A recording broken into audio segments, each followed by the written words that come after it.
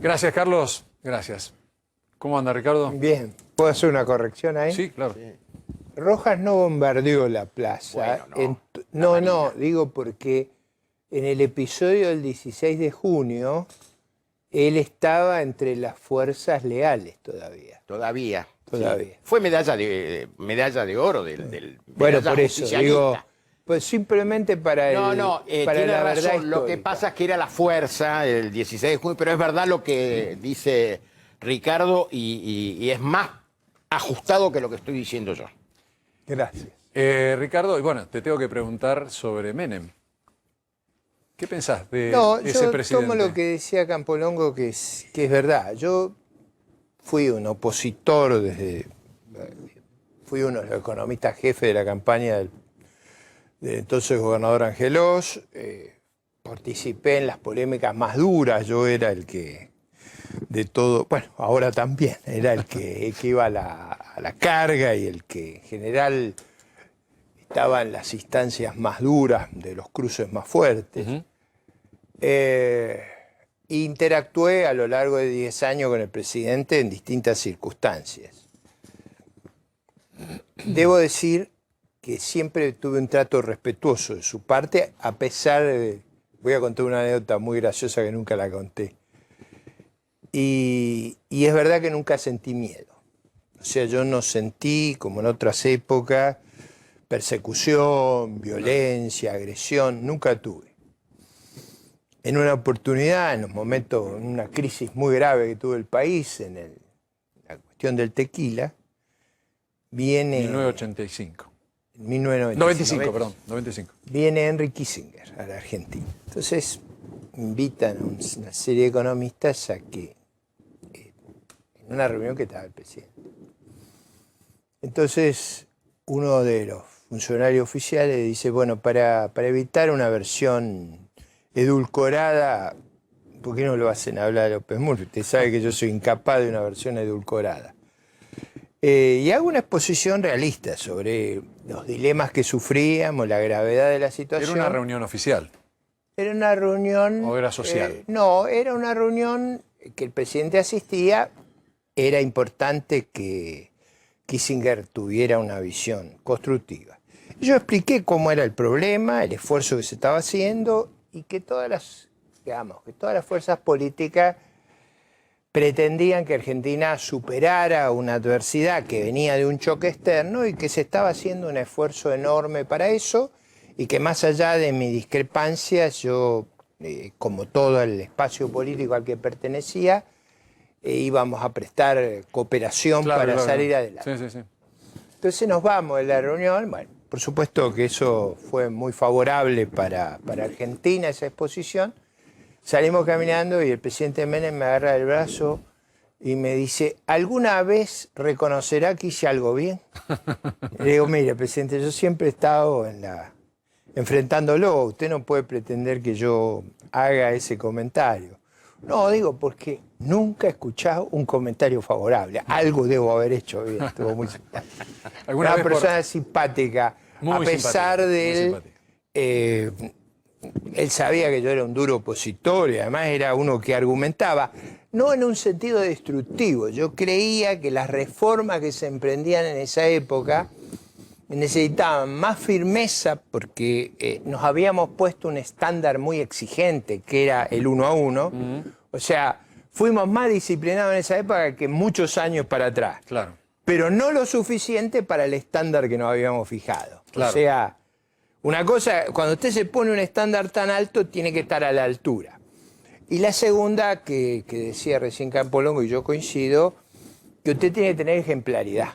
Y ahí había muchas cosas que a mí no me parecían bien y las critiqué en su momento, y que me parecía que esos conflictos de ejemplaridad deslucían un esfuerzo razonable. Eso, le voy a decir, cuando usted le dice a un presidente eso, podría reaccionar mal. Él reaccionaba, era un político hábil. Y esa pregunta de ¿cuáles de los presidentes argentinos sabían más de economía? Algunos decían Kirchner. Un día Alemán me dijo, Roberto, yo de casualidad fui a hacer un trabajo para una publicidad con él, y entonces me mostró una foto de él con Henry Kissinger. y después con Carlos Menem. Y me dijo, no sabía de política, de economía, pero ponía el dedo a donde había que ponerlo. No, bueno, a ver. Ricardo, me disculpa, tenemos que ir vivo a Caseros enseguida. Ahora, No queríamos que viniera temprano. es un drama, ¿no? Este es un drama de esta señora, de esta familia, le puede tocar a cualquiera. Es un desastre la seguridad en el Gran Buenos Aires, es un desastre, ¿no? Todos los días, hace 2 meses que hago este programa, todos los días estamos con móviles que matan a la gente, que roban a la gente, es un desastre lo que pasa.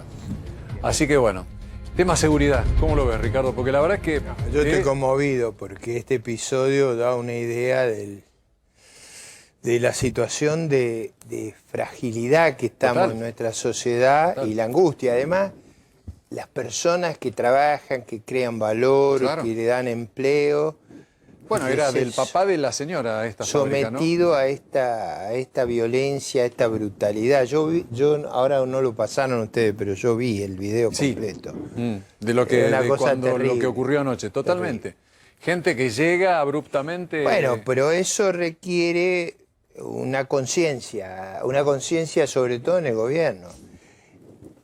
El Estado tiene que estar enfrentado a la delincuencia. No puede poner en el mismo plano a la víctima que al victimario. El Estado tiene que estar para defender a las víctimas y eso en la sociedad argentina se ha desnaturalizado. Se ha hecho del victimario un elemento a valorar. Claro. Eso, y fíjate lo que está pasando también con la justicia, ¿no?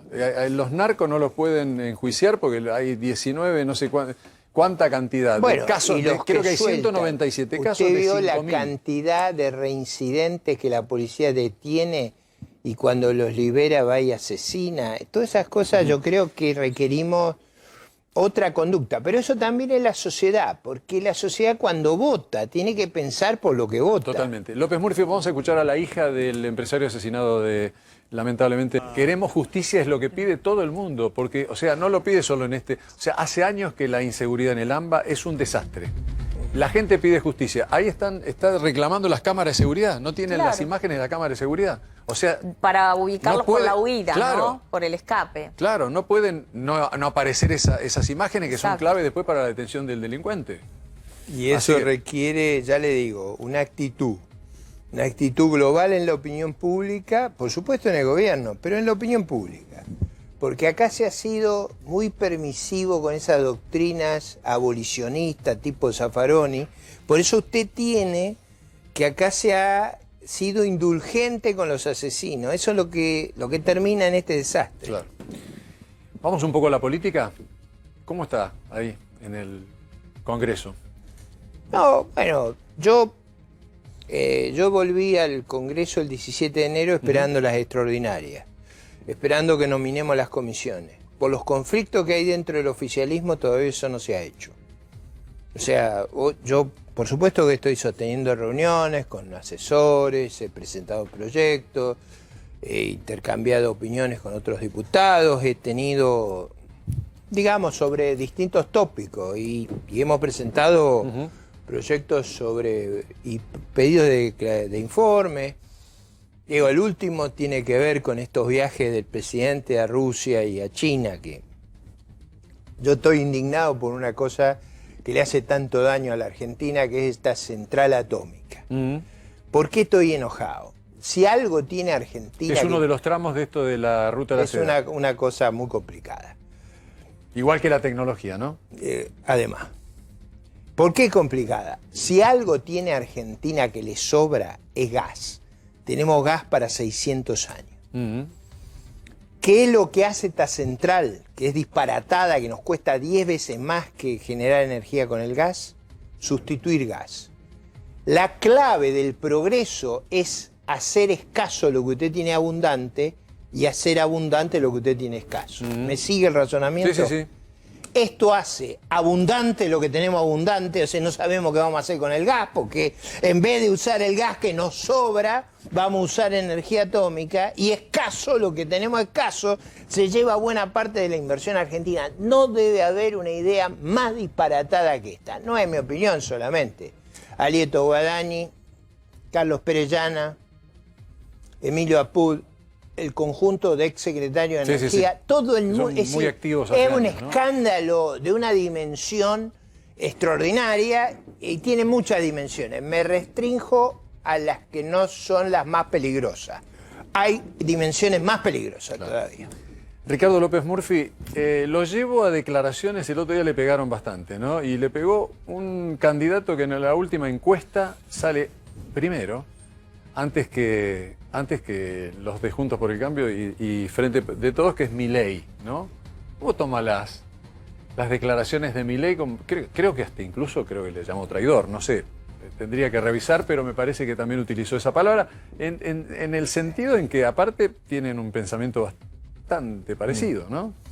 Bueno, yo he sido prologuista de libros de él ha publicado artículos en libros que yo he editado.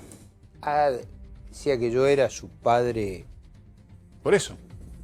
Yo he sido muy consistente y coherente a lo largo de mi vida. Creo honestamente que en el dilema que teníamos en las elecciones, nosotros llegamos a la conclusión que había que generar la alianza opositora más grande, capaz de vencer al gobierno y asegurar. Claro. Eso las te lo reglas tomó de él la como una libertad. traición, ¿no? Bueno, pero escúcheme, lo único que falta es que yo construya mi vida a la luz de sus decisiones. Yo tengo todos los argumentos del caso. Hay un Instagram que él grabó conmigo, esto es importante, usted vio con qué precisión Carlos es muy razonable y acepta mis correcciones. Hay un Instagram que él grabó cuando yo vuelvo a la política electoral, llenándome de elogios. Él mucho después decidió incurrir en esto. Resulta que yo tengo que organizar mi vida a su servicio, eso no se me pasa por la cabeza. Yo he tratado de encontrar en la coalición más grande sin renunciar. Yo desafío a alguien que me haya encontrado en una inconsistencia, en una incoherencia. He mantenido mi línea, creo que a lo largo de mi vida, llevo muchos años en esto, sin haber aflojado una vez. Ahora, tengo derecho a hacer mi planteo estratégico. Yo creo que el país necesita, para gobernar y transformar la Argentina, una gran coalición. Una especie no lo de vamos a hacer con de fuerzas. lo que hicieron Carrió con Macri en alguna oportunidad. Yo digo, no lo vamos a hacer con fuerzas testimoniales o con un electorado fragmentado. No se puede. Eso es lo que yo creo. Ahora, si alguien cree diferente, está bien que lo crea. Ahora, Ricardo, no hay derecho a calificarme o a descalificarme. ¿Ya lo habló con él personalmente? No, yo no. Mire, yo en general no me refiero a lo demás ni a las cuestiones personales. Yo no hago análisis, como se dice, ad hominem. Yo no me refiero a las personas. Yo en general trato de discutir los problemas, las soluciones, las alternativas. ¿Por qué? Porque la política es una cuestión larga, laboriosa. Usted a veces tiene que converger con fuerzas con las que ha tenido muchos conflictos. Entonces, si usted se excede en las descalificaciones, se hace más difícil un proceso que es en el mundo.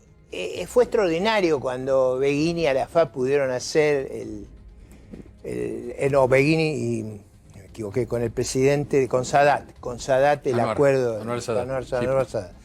Cuando hicieron el acuerdo que generó la paz. Esos hechos son muy valiosos.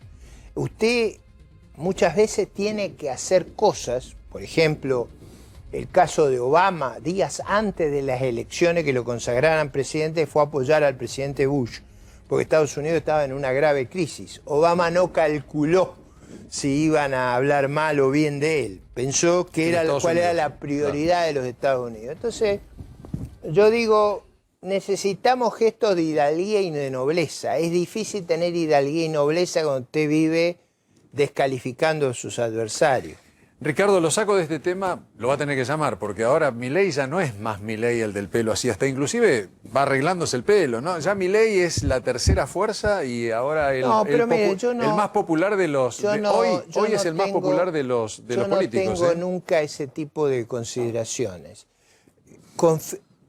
Yo me refiero a los demás con la nobleza que lo hago. Si los demás no actúan de una manera recíproca, la ciudadanía va a saber hacerse cargo de eso. Usted nota bien, quién lo tiene deja- la caballerosidad y la hidalguía y quién no la tiene. Lo saca de lo personal para llevarlo un poco a otro terreno. No, eso Mañana va a ser estar así. ahí Milei sentado donde está usted. ¿En qué año fue que usted hizo una poda muy importante que le costó el puesto de ministro? Porque ahora... No la hice, la propuse. No, la propuso. Exactamente, no llegó a hacerla. Eso fue ¿Por qué en el año después de la 2001. crisis? Porque me da toda la sensación de que ahora con el Fondo Monetario Internacional deberían, por lo que está pidiendo el Fondo Monetario Internacional, deberían hacer un camino medio parecido al que usted quería tomar en aquel momento. Mire, el país tiene un desequilibrio enorme, tiene un problema, tiene una inflación enorme, está sin reservas, se ha consumido todas las reservas internacionales, estamos a cero. Tiene una tasas de interés en sus bonos extravagantes, de 30%, o sea, tiene una situación de enorme vulnerabilidad. Va a tener que hacer correcciones, eso nadie duda, ni en el gobierno ni en la oposición. Ahora, hay correcciones más inteligentes y menos inteligentes. Yo, por ejemplo, creo que el programa que el gobierno ofrece, y incluso el Fondo Monetario, no es el que a mí me parece el apropiado. ¿Por qué?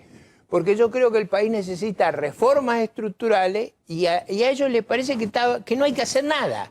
Usted vio que el ministro, el presidente dice, no nos piden hacer nada.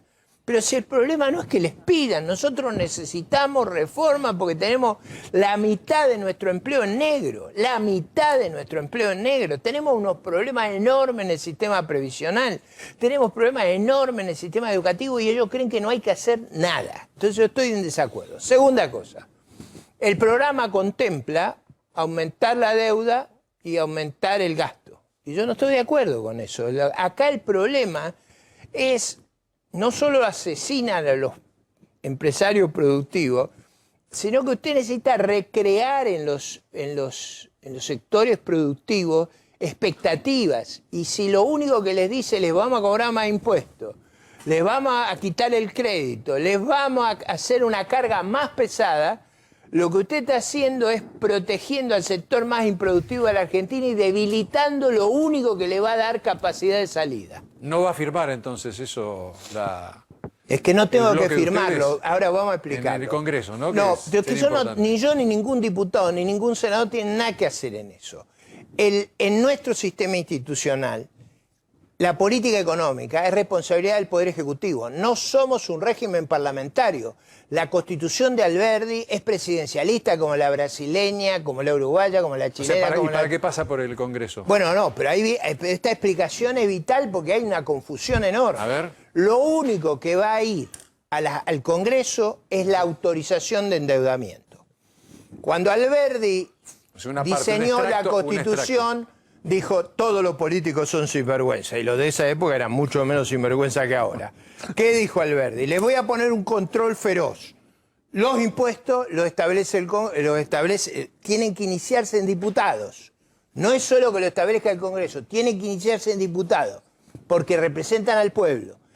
Usted si quiere colocar crédito necesita ir al Congreso.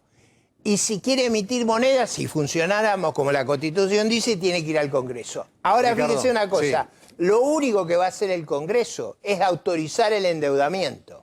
Okay. Lo tendría que hacer en el presupuesto. Pero como no hay presupuesto, no hay más remedio que hacerlo en este caso. Ricardo López Murphy, muchas gracias. No, gracias Muchas a usted. gracias.